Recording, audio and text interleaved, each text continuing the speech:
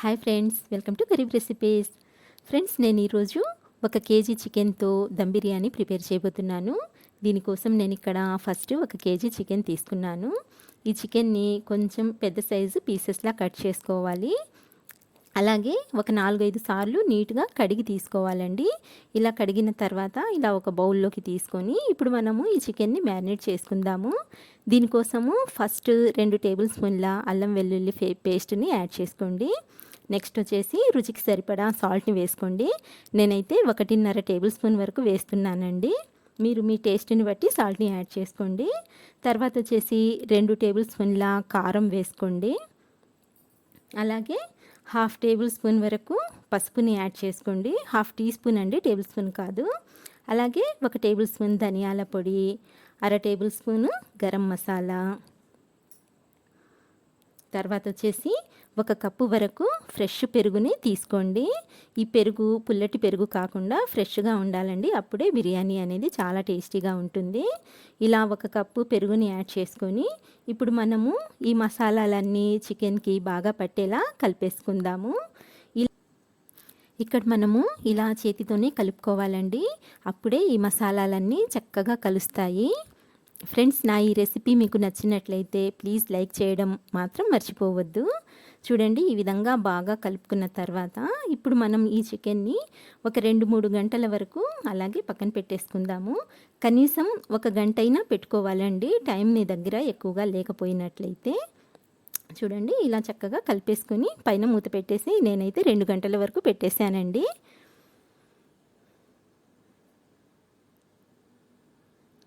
తర్వాత వచ్చేసి 1 కేజీ బాస్మతి రైస్ని అయితే తీసుకున్నాను. ఈ రైస్ని కూడా ఒక 2-3 సార్లు నీట్గా కడిగి రైస్ మునిగేంత వరకు వాటర్ని వేసుకొని ఇలా నానబెట్టి పెట్టుకున్నానండి.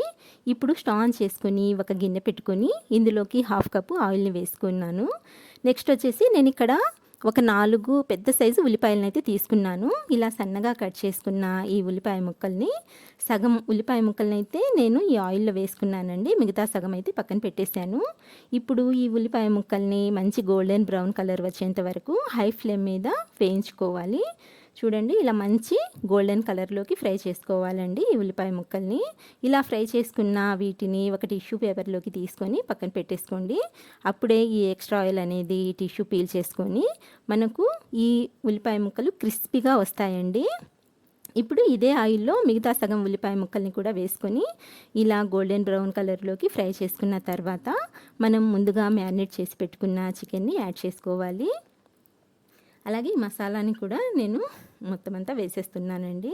నెక్స్ట్ వచ్చేసి ఇందులోకి కొద్దిగా కొత్తిమీర, పుదీనాని కూడా యాడ్ చేసుకోవాలి. దీనికోసము కొత్తిమీరని సన్నగా కట్ చేసుకొని వేసుకోండి. అలాగే పుదీనాని ఇలా ఆకుల్లాగా తుంచుకొని వేసుకోండి. ఇప్పుడు మనము ఈ చికెన్ని ఇలా కలుపుకుంటూ ఒక 2-3 నిమిషాల వరకు ఉడికించుకున్నట్లయితే చూడండి, ఇందులో మనం వాటర్ ఏమీ వేయలేదు కదా, అయినా సరే చికెన్లో నుంచి వాటర్ అనేది రిలీజ్ అయ్యాయి.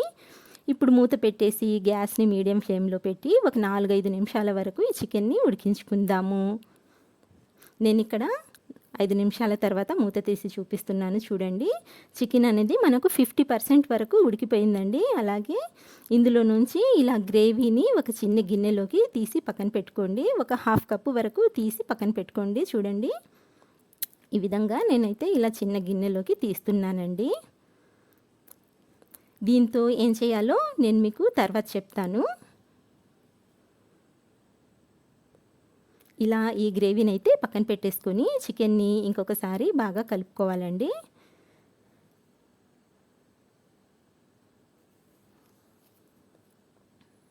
ఇలా చక్కగా కలిపేసుకొని మూత పెట్టేసి ఈ చికెన్ని తీసి పక్కన పెట్టేసుకోండి. ఇప్పుడు స్టవ్ మీద మరో వెడల్పాటి గిన్నెని పెట్టుకొని ఇందులోకి 3/4 వరకు వాటర్ని వేసుకొని మరిగించుకోవాలి. అంటే రైస్ ప్రిపేర్ చేసుకోవడానికి నేనైతే ఈ గిన్నెని పెడుతున్నాను. చూడండి, ఇలా ఈ వాటర్ని ఇలా మరిగించుకోవాలన్నమాట.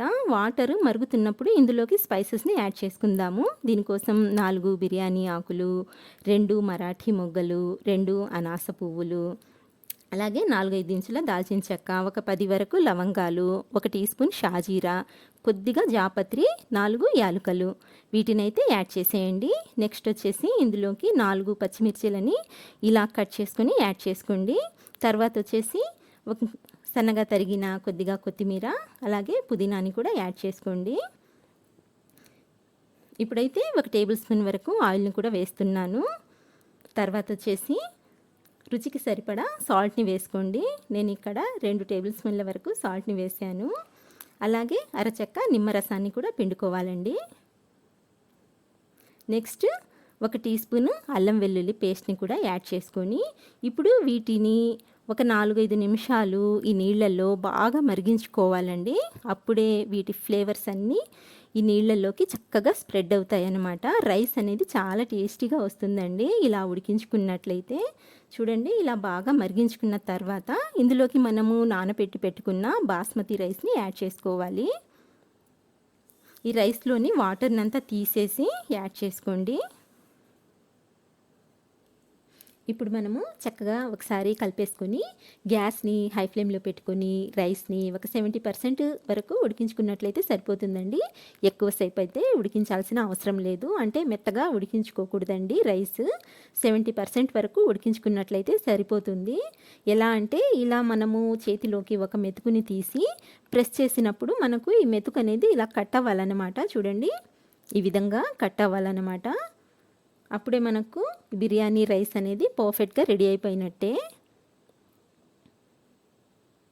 ఇలా 70% ఉడికించుకున్న ఈ రైస్ని ఇప్పుడు మనము చికెన్లోకి యాడ్ చేసుకుందాము. గ్యాస్ని అయితే సిమ్లో పెట్టుకోండి. ఇలా రైస్ని యాడ్ చేసినప్పుడు మనం ఫస్ట్ కుక్ చేసి పెట్టుకున్నాం కదా చికెన్ గ్రేవీ, ఇందులోకి రైస్ని యాడ్ చేసుకోవాలండి. ఇలా మొత్తం అంతా రైస్ని వాటర్ ఏమీ లేకుండా తీసి గరిటెతో తీసి వేసుకోవాలన్నమాట.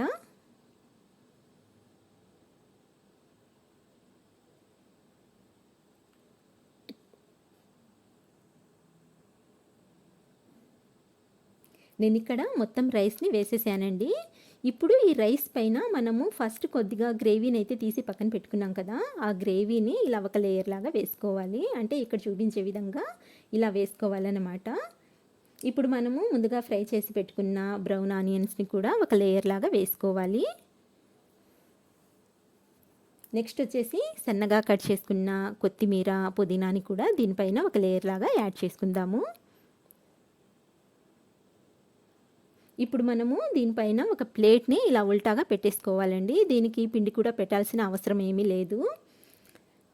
ఇప్పుడు స్టవ్ ఆన్ చేసుకొని ఈ బిర్యానీ గిన్నెని స్టవ్ మీద పెట్టుకొని ఫస్ట్ హై ఫ్లేమ్ మీద ఒక 2 నిమిషాలు ఉడికించుకొని తర్వాత గ్యాస్ని సిమ్లో పెట్టేసుకొని 10 నిమిషాల వరకు ఉడికించుకున్నట్లయితే సరిపోతుందండి. అలాగే దీనిపైన ఒక ఏదైనా చిన్న బరువుని పెట్టుకోండి. నేను ఇక్కడ చాపింగ్ బోర్డ్ పెట్టానండి. మీరు చపాతీ పీట లేదా చాపింగ్ బోర్డ్ ఏదైనా సరే పెట్టుకోవచ్చు. నేనైతే కరెక్ట్గా 12 నిమిషాల వరకు కుక్ చేశానండి. 2 నిమిషాలు హై ఫ్లేమ్ మీద 10 నిమిషాలు సిమ్లో అనమాట. అలాగే 10 నిమిషాల వరకు ఇలా కుక్ చేసుకున్న తర్వాత రెస్ట్లో పెట్టేయాలండి బిర్యానీని. ఇక్కడ చూడండి ఇప్పుడు నేను మూత తీసి మీకు బిర్యానీ ఎలా ఉడికిందో చూపిస్తాను. చూస్తున్నారు కదండి ఎంత పర్ఫెక్ట్గా బిర్యానీ అయితే రెడీ అయిపోయిందో. రైస్ కూడా పొడి పొడిగా ఎంత చక్కగా వచ్చిందో చూడండి. ఇప్పుడు మనము ఈ బిర్యానీని ఒక వెడల్పాటి గిన్నెలోకి తీసుకుందాము. మనం బిర్యానీ సర్వ్ చేసినప్పుడు ఇలా ఒక సైడ్ నుంచి తీసుకోవాలండి. ఈ విషయం అయితే గుర్తుపెట్టుకోండి. అప్పుడే రైస్ విరిగిపోకుండా చక్కగా వస్తుంది. అలాగే నేను ఇక్కడ మీకు ఒక చిన్న చిట్కా అయితే చెప్తాను ఫ్రెండ్స్. ఇలా మనము ఒక వెడల్పాటి గిన్నెలోకి ఈ బిర్యానీని తీసుకున్న తర్వాత ఏం చేయాలంటే ఇక్కడ చూడండి ఇలా చేతులతో కొంచెం ఇలా కలుపుకున్నట్లయితే బిర్యానీ అనేది చక్కగా కలిసి మంచి కలర్ వస్తుంది. చూడండి ఈవెన్గా ఇలా మంచి కలర్లోకి బిర్యానీ చాలా ఎమ్మిగా కనిపిస్తుందండి. చికెన్ కూడా ఎంత మెత్తగా ఉడికిపోయిందో నేను ఇక్కడ మీకు చూపిస్తాను చూడండి. అంతే ఫ్రెండ్స్, చూస్తారు కదా ఎంత ఈజీగా మనము దమ్ బిర్యానీ ప్రిపేర్ చేసుకోవచ్చు. మీరు కూడా తప్పకుండా ట్రై చేయండి.